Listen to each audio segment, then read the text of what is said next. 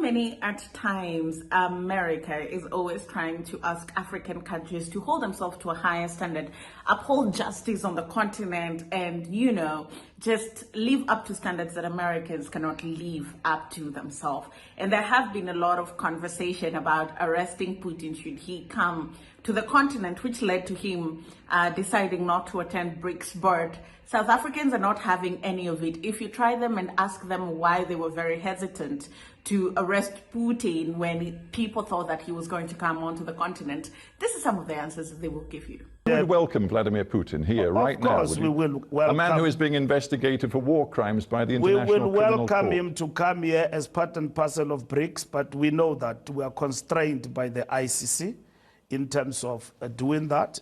Putin is a head of state. Do you think that a head of state can just be arrested anywhere? How many crimes have your country committed in Iraq? How many crimes have everyone else who's so vocal today committed in Iraq and Afghanistan? Have you arrested them?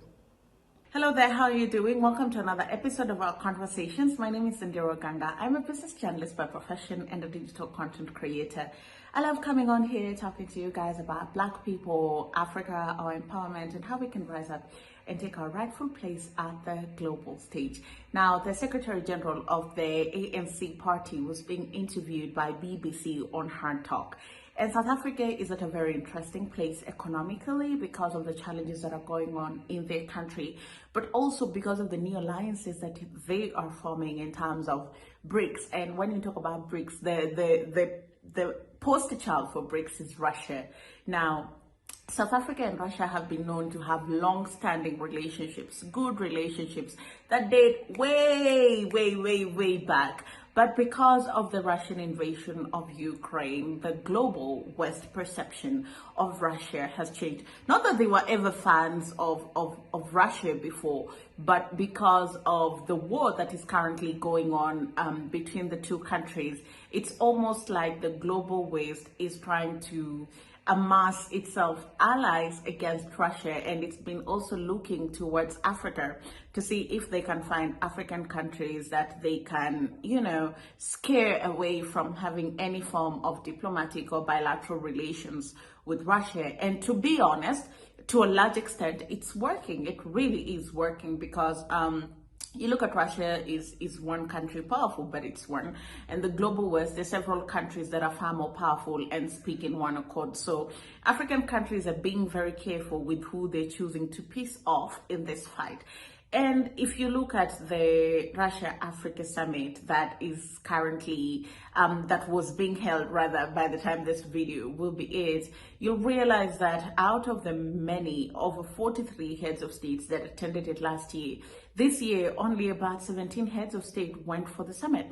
And that should tell you a lot about the lobbying that the West has done and the fear-mongering and the consequences that African countries will have to endure should they choose to go ahead and pursue relationships with Russia, but not South Africa. They couldn't be bothered and they couldn't be faced. You know, there were allegations that South Africa sent weapons to Russia, and Naledi, who's the foreign affairs minister, came out and, you know, denounced that statement and said nothing of that sort happened.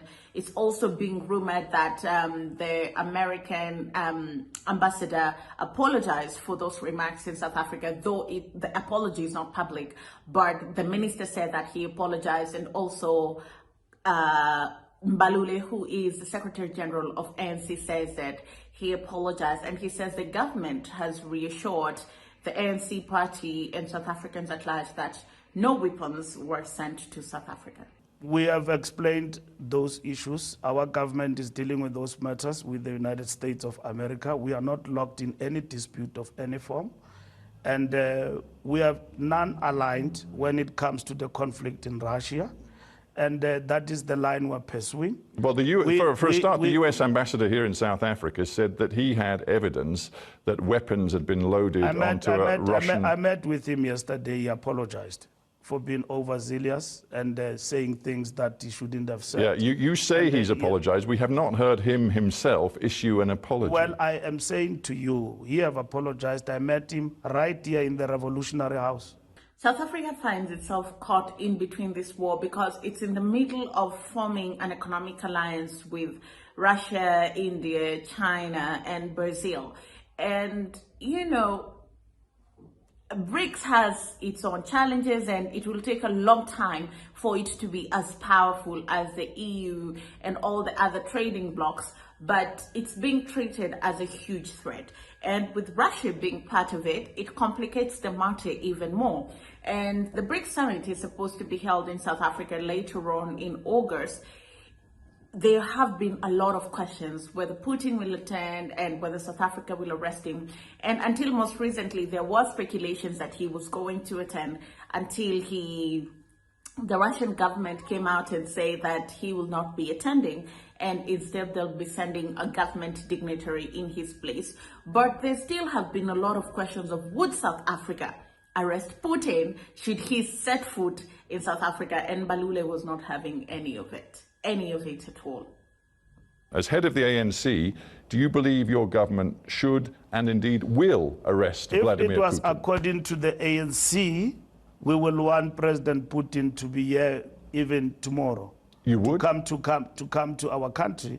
But you would welcome Vladimir Putin here right now? Of course we will welcome. A man who is being investigated for war crimes by the International Criminal Court. We will welcome him to come here as part and parcel of BRICS, but we know that we are constrained by the ICC in terms of doing that.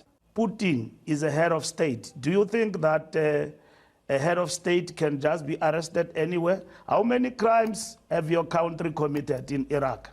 How many crimes have everyone else who's so vocal today committed in Iraq and Afghanistan? Have you arrested them?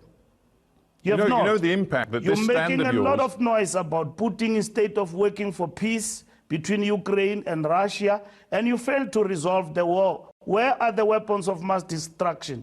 Tony Blair went to Iraq and claimed that there are weapons of mass destruction. Did you see anybody standing against that in the United Kingdom and Britain?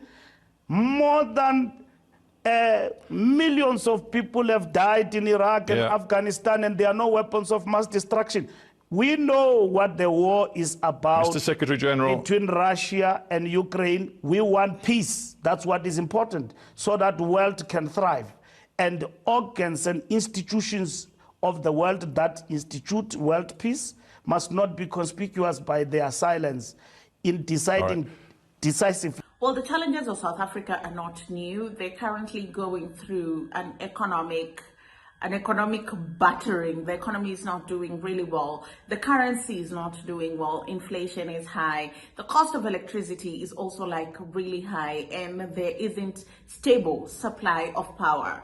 The country has been struggling with something called load shedding, where they go from 1 hour, 2 hours, 3 hours, 4 hours, 5 hours, 6 hours, 7 hours, 8 hours, sometimes 10 to 12 hours of darkness, because the country cannot produce enough electricity locally to feed the demand. And this has been affecting just the daily lives of South Africans. It's affecting businesses. South Africa is one of the biggest wine producers in the whole world. And, this is going to affect production of wine, the cost of the wine, and the country is going to lose a lot of money. They're losing a lot of money as it is daily because of load shedding.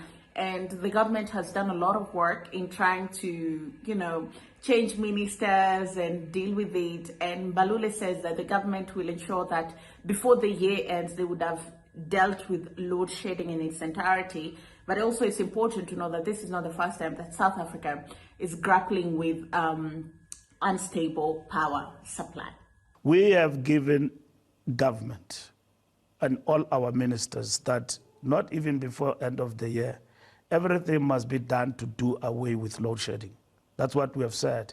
And if that, in terms of our projection, could happen before end of the year, we are happy about that.